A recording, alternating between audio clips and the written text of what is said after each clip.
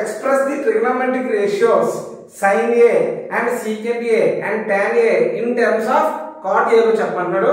So sin A and secant A and tan A in terms of అన్నానన్నా. So cot A లో అన్నమాట. మనకి trigonometric identities తెలుసు కదా. సో థర్డ్ ఐడెంటిటీ వచ్చేసరికి cosecant square A minus cot square A equal to 1 రా. అంటే cosecant square A equal to 1 plus cot square A నాన్న. అంటే cosecant A equal to root over 1 plus cot square A నాన్న. So cosecant అంటే ఏంటన్నా 1 by sin కదా. నేను sin ఇలా ఉంచేసి దీన్ని రెసిప్రోకల్ చేస్తాను కదా. అంటే ఇంకో స్టెప్ వేద్దాం. 1 by sin A equal to root over 1 plus cot square A నాన్న.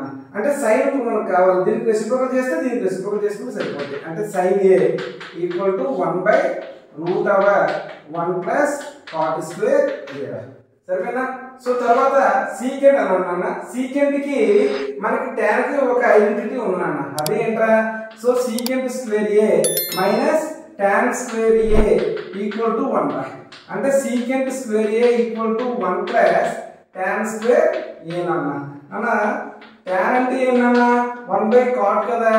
1 by cot square A నాన్న. సో అంటే cot square A plus 1 by cot square A నాన్న. ఏంటిది secant square A equal to అంటే secant A equal to root over cot square A plus 1 by root over cot square A నాన్న. అంటే cot square A నాన్న. Square root cancel అయిపోతుందా. అంటే మనకి ఏమొస్తుందా cot square A plus 1 by cot A నాన్న. సరిపోయిందా. secant A equal to root over cot square A plus 1 by cot A నాన్న. అలాగే సో తర్వాత ఏమన్నా tan అన్నాడు. So tan A equal to ఏంట్రా. tan A equal to 1 by cot A నాన్న. అంతే. ఓకేనా.